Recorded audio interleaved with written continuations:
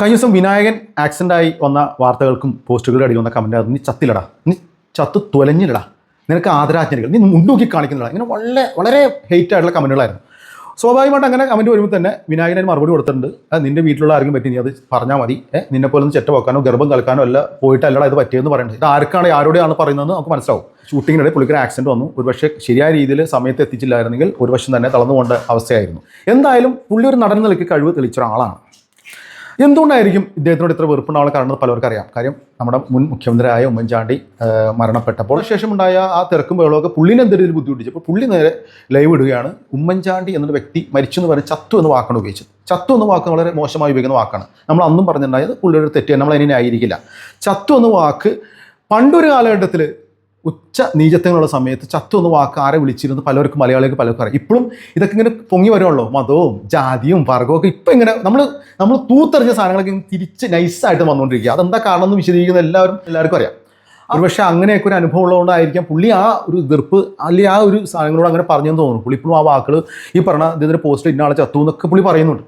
ശരിയായില്ല. കാര്യം നമ്മൾ ഈ കാലത്ത് ഒരു മരിച്ച ഒരാളോട് നമ്മളങ്ങനെ വല്ല ഇപ്പോൾ ജീവികൾ കാക്ക ചത്തു അല്ലെങ്കിൽ പട്ടി ചത്തു എന്ന് പറഞ്ഞാൽ പോലും മടിയുള്ള കാലഘട്ടത്തിൽ അത് ഉപയോഗിച്ച് വളരെ മോശമായിപ്പോയി. എങ്കിലും തൻ്റെ കാര്യങ്ങൾ അത് വളരെ ഓപ്പണായിട്ട് പറയുന്ന ഒരു നടൻ തന്നെയാണ് വിനായകൻ. ഒരാൾ ഇങ്ങനത്തെ ആക്സിഡൻറ്റ് ഉണ്ടാകുമ്പോൾ അത് വെറുപ്പ് ഇങ്ങനെ പറയുമ്പോൾ അദ്ദേഹവും ഈ പറഞ്ഞ ആൾക്കാരും തമ്മിൽ എന്താ വ്യത്യാസമുള്ളത്? രണ്ടും ഒരുപോലെ തന്നെയല്ലേ? രണ്ടുപേരും പറയുന്ന ഒന്നതല്ലേ? ഒരാളുടെ വെറുപ്പോ വിദ്വേഷം അദ്ദേഹം ചത്തു എന്ന് പറഞ്ഞാൽ ഇന്ന് ഇദ്ദേഹത്തിനുള്ള വെറുപ്പ് നിങ്ങൾ അദ്ദേഹം ചത്തു എന്ന് വിളിക്കുന്നു. അദ്ദേഹം ഇവരും തമ്മിൽ എന്താ വ്യത്യാസമുള്ളത്? അദ്ദേഹത്തിൻ്റെ കാര്യങ്ങൾ തുറന്നു പറഞ്ഞു. അദ്ദേഹത്തിന് മറുപടി നിങ്ങൾ അങ്ങനെ ആയിരുന്നില്ല. ഒരു കൂട്ടം ആൾക്കാർ കാണിക്കുന്ന ആൾക്കാർ അപകടം പറ്റുമ്പോൾ ഒരാൾ മരണപ്പെട്ടാലോ അല്ലെങ്കിൽ പ്രശ്നം ഉണ്ടായാൽ അയാളെ ശപിക്കുക എന്നൊക്കെ പറഞ്ഞാൽ എന്ത് വൃത്തിയായിട്ട ചിന്താഗതിയാണ്. വിനായകൻ പറയേണ്ട കാര്യങ്ങൾ ചിലപ്പോൾ പരസ്യമായിട്ടൊന്ന് പറയാറുണ്ട്. അത് അദ്ദേഹത്തിൻ്റെ ആ ഒരു സെറ്റപ്പിന് പറയാറുണ്ട്, തെറി വിളിക്കാറുണ്ട്, ചിലപ്പോൾ തുണി നോക്കി വെച്ചാൽ അതൊക്കെ. എന്തായാലും പുള്ളിയുടെ വ്യക്തിപരമായ ജീവിതത്തിൽ പുള്ളിയോട് ചെയ്യുന്ന അതിൽ പുള്ളി അദ്ദേഹത്തിന് മറുപടി കൊടുക്കുകയെന്നാണ് പുള്ളിയുടെ പതിവ്. പക്ഷേ ഒരിക്കലും നമ്മൾ ചെയ്യേണ്ടത് അതുപോലെ തന്നെ പുള്ളി തെറ്റ് ചെയ്യുന്ന ഒരു കൂട്ടം ആൾക്കാർക്ക് ഉണ്ടെങ്കിൽ അതുപോലെ തന്നെ തെറ്റ് ചെയ്താൽ അദ്ദേഹം തമ്മിൽ എന്താ വ്യത്യാസമുള്ളത്?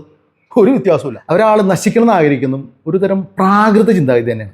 അല്ലെങ്കിൽ ഈ വാക്കുകൾ കൊണ്ട് പറയുന്നത് അദ്ദേഹത്തിൻ്റെ എന്തോ ഒരു കാര്യത്തിൽ വിരോധമുള്ള, അദ്ദേഹത്തിന് ഉയർച്ചയിലോ പല കാര്യങ്ങളും വിരോധമുള്ള ഒരു കൂട്ടം ആൾക്കാർ അദ്ദേഹത്തിന് ഒരു എറിയുന്ന ഒരു വൃത്തികെട്ട ഒരു ക്രൂരമ്പുകൾ തന്നെയാണെന്ന് ഞാൻ പറയുള്ളൂ. എനിക്ക് ഒരിക്കലും ഇതിനെ ന്യായീകരിക്കാൻ പറ്റില്ല. അത്ര വല്ല ക്രൂരതയോ അല്ലെങ്കിൽ കൊലപാതകങ്ങളോ ബലാത്സംഗങ്ങളോ മറ്റുള്ള കാര്യങ്ങളൊന്നും പുള്ളി ചെയ്തിട്ടുണ്ടോ? വേറെ വിവരമൊന്നും പുള്ളി ചെയ്തിട്ടില്ല. പുള്ളിക്ക് അവിടെയൊക്കെ ഉണ്ടായ ബുദ്ധിമുട്ട് പുള്ളി അത് തുറന്നു പറഞ്ഞു. പലർക്കും പലരുണ്ടാവും. പല കാര്യങ്ങളും നടത്തുമ്പോൾ ചിലർക്ക് അത് കുഴപ്പമില്ലായിരിക്കും, ചിലർക്ക് അത് ബുദ്ധിമുട്ട് തന്നെയായിരിക്കും. അവരറിയാതെ പറഞ്ഞു പോണ കാര്യം പുള്ളി തുറന്നാണ് പറഞ്ഞു, അത്രേ ഉള്ളൂ. പക്ഷേ നിങ്ങൾ പറയുന്ന ഈ കാരണങ്ങൾ അത് ഒരേ രീതിയിലായാൽ നിങ്ങൾ അവരോട് യാതൊരു വ്യത്യാസമില്ല, ഒരു വ്യത്യാസമില്ല. എന്താണ് അവരും ഇദ്ദേഹവും നിങ്ങളും തമ്മിൽ എന്താ വ്യത്യാസം? രണ്ടും ഒരേ നാണയത്തിൻ്റെ രണ്ട് പുറങ്ങൾ മാത്രം.